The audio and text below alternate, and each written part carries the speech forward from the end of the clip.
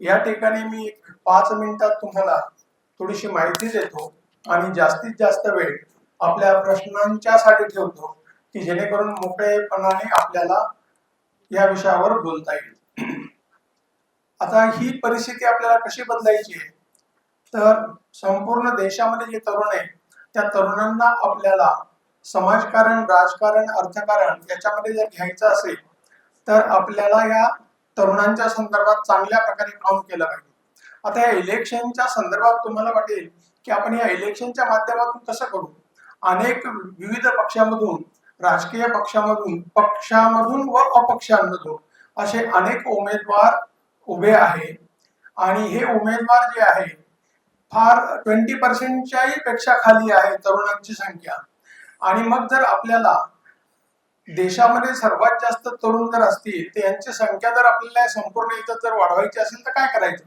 मग आपण या सगळ्या तरुणांना निवडून आणण्यासाठी काम करूया, कारण हे जे इलेक्शन आहे हे इलेक्शन महाराष्ट्र विधानसभेचं आहे आणि आपण जर प्रत्येक पक्षामध्ये जी तरुण मंडळी आहे त्यांना निवडून जर आणलं तर आपल्याला त्यांचं नेतृत्व महाराष्ट्रातून पुढे आणता येईल, पुढे भारतामध्ये नेता येईल। म्हणून आपण कुठलाही फक्त निश्चित पक्ष स्थापन करणं किंवा अजून काही करणं याच्यापेक्षा आहे ह्याच राजकीय पक्षामध्ये जी तरुण मंडळी आहे त्यांना आपण चांगल्या मतांनी पुढे आणायचं आणि त्या ठिकाणी तरुणांना आपण जे मतदार आहे त्यांना विनंती करतोय की मोठ्या प्रमाणामध्ये तुम्ही पुढे या, त्याचबरोबर जनतेला बरोबर घ्या आणि जनतेला बरोबर घेऊन मोठ्या प्रमाणात मतदान करून या विधानसभेच्या निवडणुकीमध्ये जे जे तरुण तरुणी उभे आहेत त्यांना निवडून आणा की जेणेकरून परिवर्तन घडण्यासाठी कोणतीही अडचण येणार नाही। आता ही परिवर्तन घडवण्याची ही पहिली पायरी आहे आणि ह्या पहिल्या पायरीतून आपल्याला पुढे जायचं आहे। ज्यावेळेस आपण अशा प्रकारे तरुण आणि तरुणींना उभं करू त्यावेळेस आपल्याला पुढे जाता येईल। आता हे पुढे जाण्याची प्रक्रिया कशी आहे, तर आपण अनेक वर्षापासून पर्यावरणामध्ये काम करतो। भारताचं जे पर्यावरण आहे 4 वर्षामध्ये जर आपण वृक्ष लागवड केली नाही किंवा वृक्षतोड थांबवली नाही तर 4 वर्षामध्ये 1.5 डिग्री प्रमाणे टेम्परेचर हे मोठ्या प्रमाणात वरती जाईल। मागच्या वर्षी 52 डिग्री पर्यंत गेलं होतं आणि त्यामध्ये महाराष्ट्र, गुजरात आणि राजस्थान या ठिकाणी अनेक लोकांचे मृत्यू झाले होते। 4 वर्षामध्ये 1.5 प्रमाणे असंच वाढलं किंवा यापेक्षा जास्त झालं तर 55 डिग्री पर्यंत 4 वर्षात तापमान जाईल आणि जीवन जगणं किंवा जीवसृष्टीला फार मोठा धोका निर्माण होईल। हा व्हायचा नसेल तर म्हणून तरुणांना घेऊन आपण 700 कोटी वृक्ष लागवडीचा संकल्प केलेला आहे। आता तुम्ही म्हणाल 700 कोटी कसं काय शक्य आहे।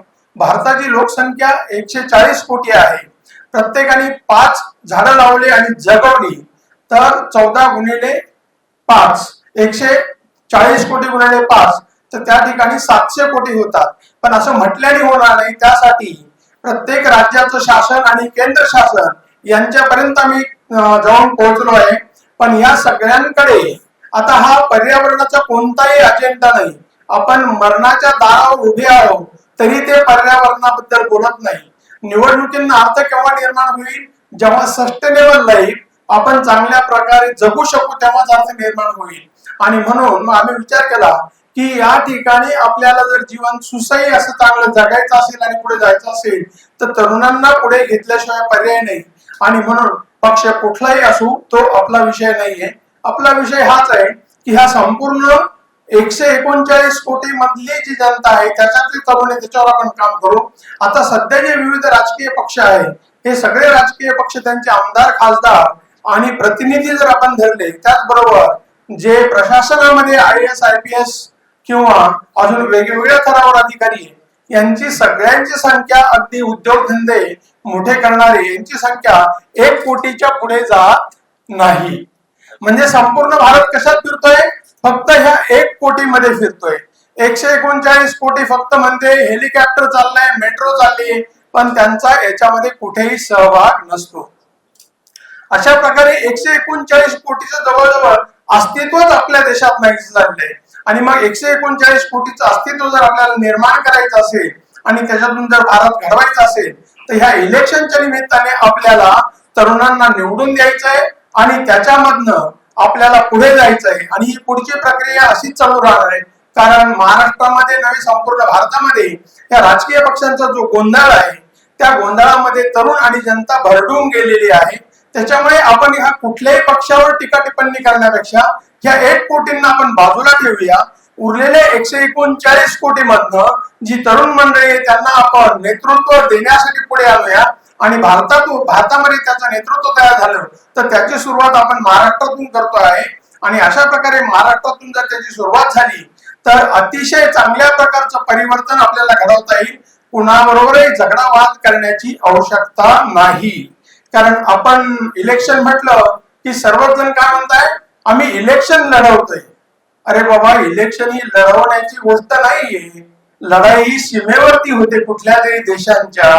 आणि लढाई कशासाठी होते, काहीतरी बळकवण्यासाठी, काहीतरी चोऱ्या मारामाऱ्या करण्यासाठी.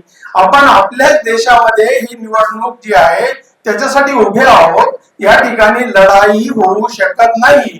पण तर तुम्ही सगळे बोलताय की आम्ही निवडणूक लढवतोय, म्हणजे कुणाला तरी चोऱ्या करायच्या आहे, मारामाऱ्या करायच्या आहे, अशा याच्यातून यांचे उद्दिष्टच बरोबर नाहीये. आणि म्हणून आपण म्हणतोय की हा विधानसभेचा लोकशाहीचा मोठा उत्सव आहे, तो आनंदाने साजरा करूया. त्याच्यामधनं कोणीतरी हारेल, कोणीतरी जिंकेल, काही फरक पडत नाही. कारण ही विचारांची लढाई आहे. आणि म्हणून हे आपल्या हे जर सर्वच राजकीय पक्ष आहे हे कोणाच्याही ऐकण्याच्या मनस्थितीमध्ये नाही. आणि म्हणून आपल्याला या तरुणांना बरोबर घ्यायचं आहे, त्यांना मोठ्या प्रमाणामध्ये निवडून आणायचं आहे. आणि हे निवडून आणून आपल्याला महाराष्ट्रामध्ये प्रथम परिवर्तन घडवायचं आहे. आणि हे परिवर्तन घडवण्यासाठी आज आपण ही प्रेस कॉन्फरन्स घेतलेली आहे. तुम्ही आणि आम्ही मिळून इको फ्रेंडली लाईफ आणि तरुण तगडा भारत आणि आपण सर्व जर ठरवलं तर आपल्याला जरी लोकशाहीचे स्तंभ वीक झाले असं वाटत असेल तरी पण आपण जागरूक राहिलं तर आपण ह्या डिजिटल माध्यमाचा वापर करून चांगल्या प्रकारे लोकांपर्यंत, जनतेपर्यंत जाऊ शकतो. आणि हे संपूर्ण जे डिस्ट्रक्टिव्ह चेन आहे, we have to break the destructive chain. जी विध्वंसक चेन आहे, कोणती विध्वंसक चेन आहे, ह्या संपूर्ण राजकीय पक्षांमध्ये एक विध्वंसक चेन तयार झालेली आहे. कुठलाही पक्ष सत्तेवर आला तरी त्याच्यामध्ये विध्वंसच चालू असतो. जनतेकडे लक्ष द्यायला कुणालाही वेळ नसतो. त्या विध्वंसाचा पाठ म्हणून काही कामं जे होतात तर ते सर्व राजकीय पक्षांच्या सोयीने होत असतात. त्याच्यामध्ये देशाच्या किंवा राष्ट्राच्या किंवा एखाद्या प्रांताच्या प्रगतीचा विचार हा नसतो. त्यामुळे अशा प्रकारची ही विध्वंसक चेन तोडायची असेल तर ही फक्त आणि फक्त 4 वर्षामध्ये तोडता येते. आपण जर विचार केला, आपण म्हणतो महाराष्ट्रामध्ये, भारतामध्ये बेरोजगारी, इको फ्रेंडली लाईफ आणि तरुण तगडा भारत याच्यावरती जवळजवळ 16 वर्षापासून जो अभ्यास करते इको फ्रेंडली लाईफ सेंटर मधनं तरुणांना आपण याच्यामध्ये स्वास्थ्य, संपत्ती आणि समाधान याच्यावर काम करताना त्यांना व्यवसायामध्ये आपण आणलं. आणि व्यवसायामध्ये 4 वर्षामध्ये तरुण 100% तयार होतो. कारण त्याचा आत्मविश्वास वाढतो आणि आत्मविश्वास वाढल्यावर तो कोणतीही गोष्ट करायला तयार होतो. फक्त पैशाने माणूस व्यावसायिक बनत नाही, त्याचा आत्मविश्वास वाढला पाहिजे. आणि इको फ्रेंडली लाईफ हे काम करते, हे सिद्ध झालंय. गरीब शेतकऱ्याची मुलं किंवा शहरातली सुशिक्षित बेरोजगार मुलं आज व्यवसाय करायला लागली. 4 वर्षामध्ये त्यांच्यामध्ये ट्रान्सफॉर्मेशन झालंय, ते लखोपती झाले, त्याच्यापैकी काही करोडपती सुद्धा झालेले आहे. ही जमेची बाजू आहे. आणि म्हणून हे जर आपण समजून घेतलं, एका मुलाला किंवा मुलीला ट्रान्सफॉर्म होऊन आपल्या स्वतःच्या पायावर उभा राहण्यासाठी फक्त 4 वर्ष लागतात. त्याचप्रमाणे एक झाड लावलं आपण, फळझाड, तर 4 वर्षामध्ये त्याला फळं येतात. आणि फळं आल्यानंतर पुढे आपल्याला त्याची मशागत करायला लागत नाही. आणि त्या ठिकाणी ते झाड वाढत राहतं, प्रत्येक वर्षी ते फळं देत राहतं. कुठलेही फळं ते झाड आपल्याकडे ठेवत नाही. हा निसर्गाचा नियम आहे. आपण सुद्धा निसर्गाचाच एक भाग आहे. गेल्या 16 वर्षापासून मी याचा अनुभव घेतोय. आणि ह्या अनुभवातून हे सिद्ध झालंय की आपण काम करत राहिलं पाहिजे. कुठलंही रिटायरमेंट वगैरे या सगळ्या गोष्टी ज्या आहेत त्या संस्थेत, बँकेत, गव्हर्नमेंट मध्ये असू शकतात. पण लाईफ मध्ये कोणतंही रिटायरमेंट असण्याचं कारण नाही. मी स्वतः या ठिकाणी तुमच्या समोर जे काम करतोय, एक 77 वर्षाचा तरुण आहे आणि अतिशय चांगल्या प्रकारे काम करतोय. मला कोणताही आजार नाही, डायबेटीस नाही, बीपी नाही. कारण आंब्यासारखा मी वाढतोय, आंब्यासारखी फळं देण्याचं काम करतोय. आणि हे करत असताना अतिशय चांगल्या प्रकारचे जे अनुभव आहे ते तरुणांबरोबर शेअर करतोय आणि भारतामध्ये फक्त 4 वर्षामध्ये जसं झाडाला फळं येतात आणि ते कायम देत राहतं, तसं 4 वर्षामध्ये भारतामधल्या प्रत्येक तरुणाला आणि तरुणीला आपण जर सांगितलं तर तुला जे काही आवडतं त्याच्यावर फक्त 4 वर्ष फोकस कर, त्याच्यावर तू व्यवसाय कर किंवा नोकरी करायची असेल तर नोकरी कर किंवा राजकारण समाजकारण करायचं असेल ते कर, पण 4 वर्ष त्याच्यावर फोकस केल्यानंतर तो तरुण किंवा तरुणी तयार झाल्याशिवाय राहणार नाही. अशा प्रकारचं सिद्ध झालेलं आहे आणि म्हणून संपूर्ण भारत हा विकसित झाल्याशिवाय राहणार नाही. फक्त आपल्याला करायचं आहे ट्रान्सफॉर्मेशन आणि 4 वर्षात हे ट्रान्सफॉर्मेशन करण्याच्या दृष्टिकोनातून आजची ही पत्रकार परिषद अतिशय महत्वाची आहे आणि त्या दृष्टिकोनातून तुम्ही आमच्या बरोबर, आम्ही तुमच्या बरोबर सगळ्यांनी सहयोग दिला तर आपल्याला कुठेही मोठ्या प्रमाणात सभा, मिटिंगा किंवा गर्दी करण्याची गरज नाही. डिजिटल माध्यम हे जे आहे या माध्यमातून आपण जगभर पोहोचू शकतो. सध्या आपल्याला फक्त महाराष्ट्रात जायचंय, काही अडचण नाहीये. आपला खर्च, रिटायरमेंट, आळस या सगळ्या गोष्टी आपण झुगारून दिल्या आणि डिस्ट्रक्टिव्ह चेनला आपण सुपडा साफ करायचंय, तोडून टाकायचंय. हे सगळं करताना आपल्याला फक्त काय करायचंय, 139 कोटी मध्ये जनतेमधील तरुणावरती काम करायचं आहे आणि ते काम करताना आपल्याला कन्स्ट्रक्टिव्ह चेन तयार होणार आहे. एकदा कन्स्ट्रक्टिव्ह चेन तयार झाली की फळझाडं ही तरुण आपल्या पायावर राहतील आणि संपूर्ण देश स्वयंपूर्ण समृद्ध झाल्याशिवाय 4 वर्षात राहणार नाही. अशा प्रकारचा हा अनुभव हा तुमच्या बरोबर मी शेअर केलाय आणि इथून पुढे हे असंच चालू राहणार आहे आणि याच्यातून कन्स्ट्रक्टिव्ह चेन महाराष्ट्रात आणि भारतात तयार होईल आणि डिस्ट्रक्टिव्ह चेन ऑटोमॅटिक संपून जाईल.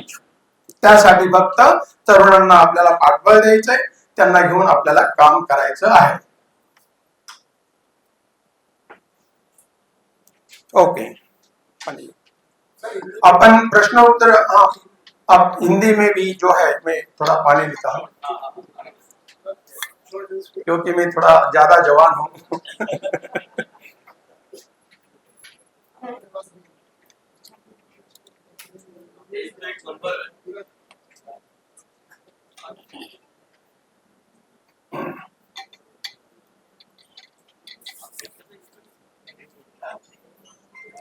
अभी हम जो बात कर रहे थे तरुण तगड़ा भारत के बारे में, तरुण तगड़ा भारत और इको फ्रेंडली लाइफ, ये जो कंसेप्ट है ऑलमोस्ट 21 ईयर से मैं खुद एक खोज में है भारत को समझना और भारत के अंदर काम करना और भारत को आगे लेके जाना एक बहुत अलग बात है.